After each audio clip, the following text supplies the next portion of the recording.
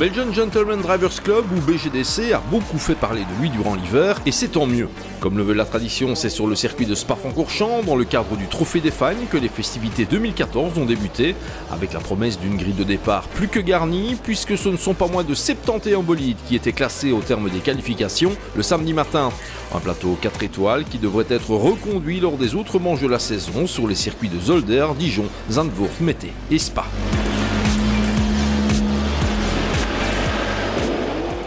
Le zèle de l'un ou l'autre commissaire sportif nous renvoie dans l'habitacle de la Renault Clio 3 de Benoît et François Semoulin pour profiter de l'envol de cette première course de l'année. L'occasion de d'emblée constater que d'un bout à l'autre du millésime 2014 du BGDC, les places seront chères à tous les niveaux de classement, que ce soit en D3 avec les BMW M3 de pointe, dans les différentes classes E, D et C de la division 1, mais aussi du côté des guests de la classe G, toujours plus nombreux.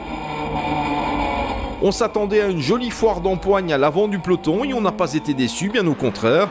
Entre les meilleurs BMW M3 E36 et E46, la bataille a fait rage. Et c'est la 163 de Stiennes Longin et Thomas Pissens, parti depuis la pole, qui se retrouvait devant, avant de disparaître suite à un contact au virage de la source. À revoir. Ayant dominé la seconde partie de saison l'an dernier, la 17 de Johan Huygens, désormais accompagné de Vincent Van den Abel, se portait alors aux commandes de la course, bien décidé à poursuivre sur sa lancée. Des soucis d'arrivée d'essence allaient hélas lui pourrir l'existence, et c'est dans le fond du classement que la M3 E46 achevait cette première joute.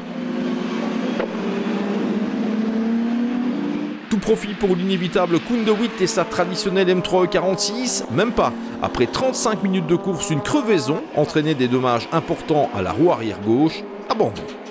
Dans ce feuilleton à suspense surgissait alors la M3 E36 de John et Grégory Rass, bien décidé à enfin concrétiser. C'était sans compter sur un dépassement sous drapeau jaune qui allait coûter un tour complet au bolide bleu. Les malheurs des uns et des autres favorisaient l'émergence de deux autos de la même marque, BMW, mais différentes néanmoins. Engagées en classe G, celle des guests, la 120D Rossi Racing Team de Johan Van Loo et Jan de Voort allait faire honneur à son podium de classe lors des dernières 24 heures de Dubaï, remportant à la surprise quasi générale le classement général du Trophée des Fagnes. Ne faisant néanmoins partie ni de la D3 ni de la D1, cette auto n'entrait pas en ligne de compte dans le classement BGDC. Belle prestation malgré tout. C'est toujours assez compliqué en début de saison de savoir exactement où en est la concurrence et qui seront nos plus dangereux adversaires. En s'attendant néanmoins à se retrouver juste derrière les M3, car côté puissance on est en principe un peu court. Mais bon, une bonne stratégie et un peu de chance avec les codes 60 nous ont permis de remporter le classement général.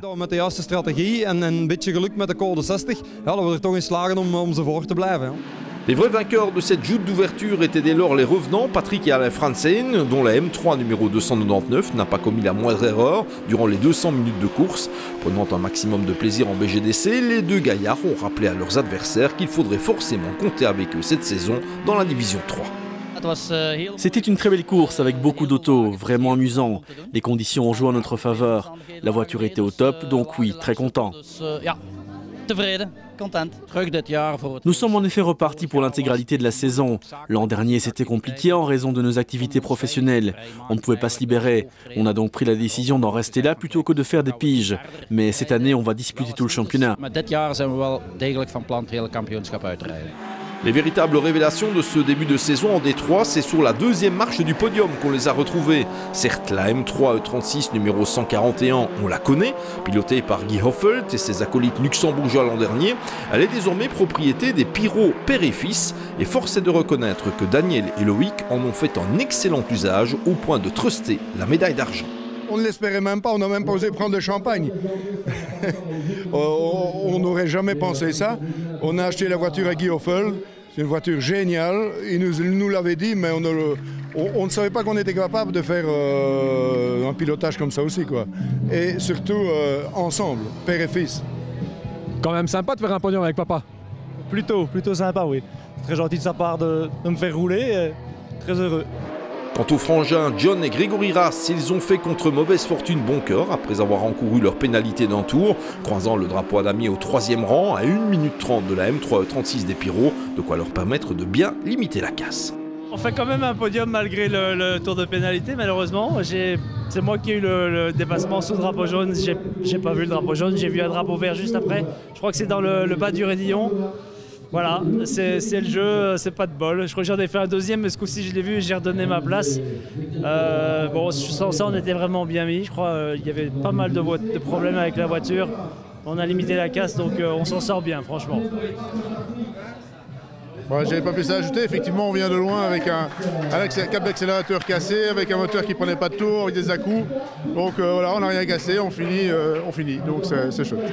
Pour trouver d'autres bolides de la D3, il fallait descendre plus bas dans le classement. Et c'est l'une des BMW de Christian Eck, la 76 de Jean-Pierre Blaise et des jeunes Kevin Esch et Jean Van den Ambel qui surgissaient au 4e rang au terme d'une longue course-poursuite. Elle devançait d'un souffle une autre M3, celle de Jérôme Stein, Sébastien Rayon et Philippe Collignon, qui enregistrent un premier résultat significatif. Le top 6 de la D3 était complété par une autre nouvelle venue, la M336 de Pete Dobelard et Steve De Volder, qui loupait le top 20 absolu d'un rien. Parmi les bolides manquant à l'appel, on pointe la 714 de Gert Verwimp et Benoît Navet, qui n'a pu concrétiser une belle vitesse de pointe. Guerre de salut non plus pour la 8 d'Olivier Petrons et Ward Sluys, qui quittait la caravane au 33e tour, victime d'une fuite d'huile. Considérée comme la catégorie de référence en BGDC, la division 1 a encore permis aux 2 litres de la classe D de se mettre en évidence, quand bien même la très attendue Seat Toledo de Tony Kevers et Grégory Pes ne passait pas le cap du 44e tour, victime d'un bris de cardan, une espagnole qu'on aspire néanmoins à revoir au plus vite. Si les Renault Clio sont devenus au fil des épreuves les reines de la classe D, elles vont devoir composer avec cette BMW 320 IS cette année.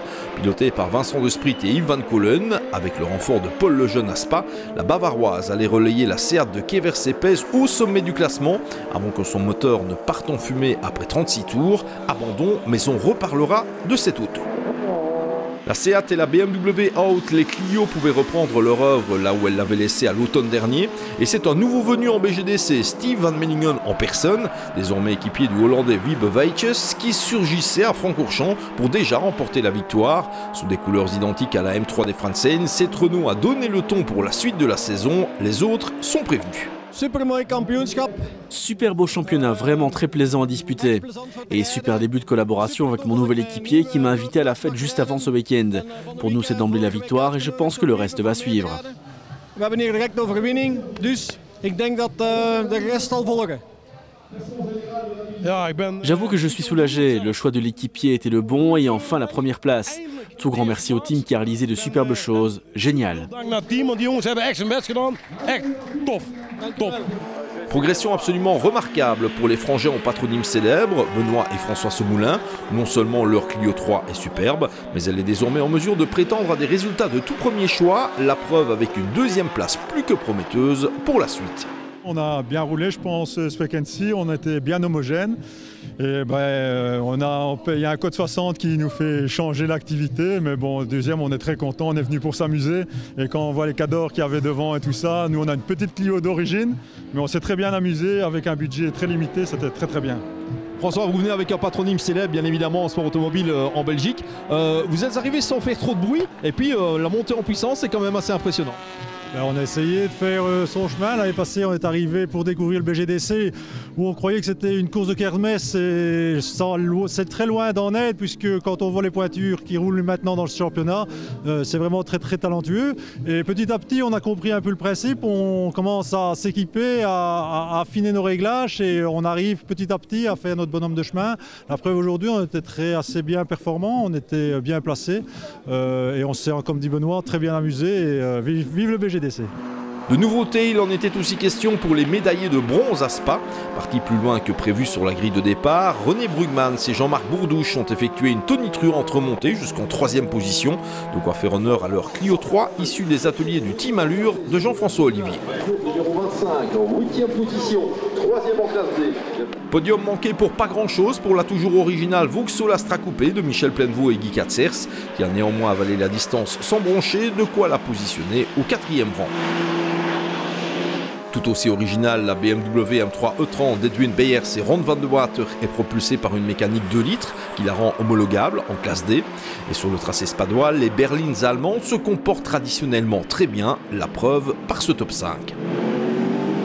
La M3 devançait une autre Renault Clio, la 80 de Christophe Rieul et Rudy van Kersbilk, qui rendait 2 tours au vainqueur, ainsi que la plus véloce des mini-challenge, la 666, d'autres débutants en BGDC, Anthony Michalakis, Vincent Sleus et Grégory Serck, à tenir à l'œil.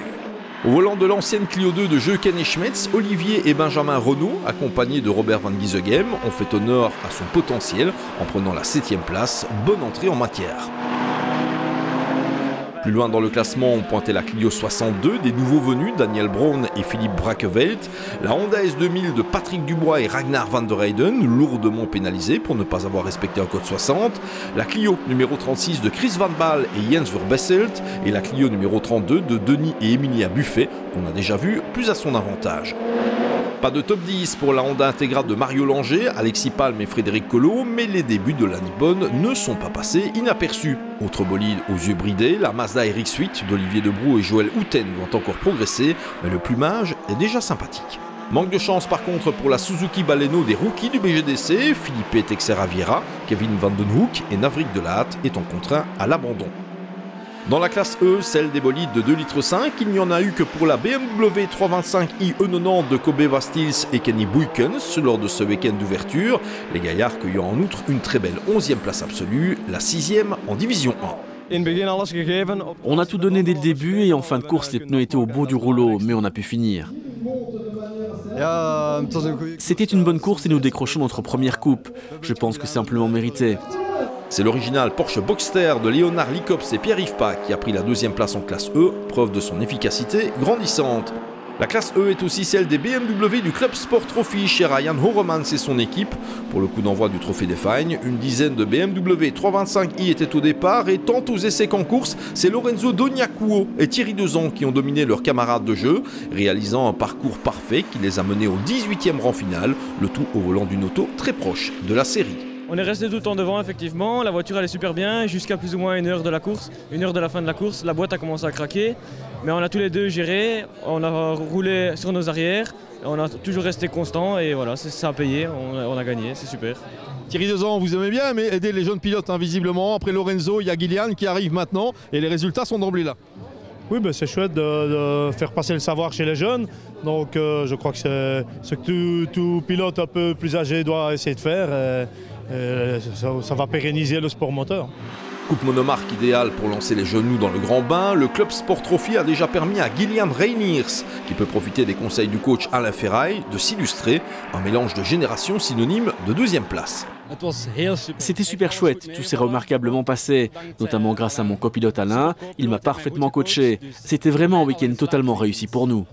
Alain Ferraille, justement le rôle de coach, ça vous va comme un gant ça? Oui, tout à fait. Dans le petit Viera avant là, qui avait très bien roulé, mais le moteur a lâché. Ici, on a vraiment super bien évolué. Il a vraiment écouté ce qu'on lui a demandé. Il s'est appliqué en course, il est resté adulte malgré son jeune âge et ça a payé. C'est la 9 d'Olivier Hermans et Davy Convens, de grands habitués du Club Sport Trophy et du BGDC, qui complétaient le top 3 dans cette course dans la course, mais aussi le top 5 de la classe E. 2 autres 325i Club Sport Trophy suivaient au classement, la 45 de Bastian Schier et Peter Theus et la 52 de Hillewerks et Christophe Deneve. Elle précédait une 325i plus conventionnelle, celle des nouveaux venus, Olivier et Martin Boldebal.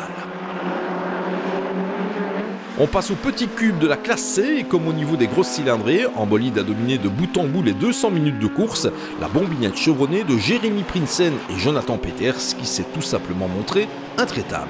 Elle a terminé, là c'est le summum, allez, tous les deux on est vraiment contents. On s'est amusé, juste le petit couac au départ, on nous a mis 15 places derrière là où on devait se placer, donc on était 30e sur la grille, on nous a mis 45e. C'était un peu énervant au début, mais ça a été, on est bien remonté, j'ai pris le départ comme il fallait, John a suivi, il a pris le relais, ça a bien marché, le dernier aussi. On a pu profiter d'un code 60 pour faire le plein parce qu'on ne tient pas avec 2 arrêts pour l'essence, on n'a pas eu de problème. Donc généralement quand on n'a pas de problème, ça va bien et ça a bien été, donc c'est géant. Derrière la X aux couleurs psychédéliques, c'est la Honda Civic numéro 48 d'autres jeunes loups, Rémi Van Warbeek et Maxime Pasture qui a surgi, mais à la régulière, il sera difficile de prendre le meilleur sur la Citroën. Intense a été la lutte entre les Suzuki Swift pour le gain de la plus petite marche du podium de catégorie. C'est la 47 de Christian et Henri Franken, associé à Yves De Walk, qui a surgi dans la dernière partie de course. Mais qu'on se le dise, les autres jeunes loups que sont David de Zager, Mats Breakpot et Tom Franz ont fait impression et ils ne tarderont pas à se retrouver dans le top 3, voire mieux. Moins de réussite cette fois pour la Honda Civic de Rudy Tirou, Jérôme Heinen et Rodrigue Gillion qui n'a plus que clôturer le top 5. Au terme de cette première joute à très grand spectacle, le BGDC va se retrouver à Zolder dans le cadre du New Race Festival où une soixantaine de bolides assureront une fois encore une grille de départ totalement remplie. See you au Limbourg.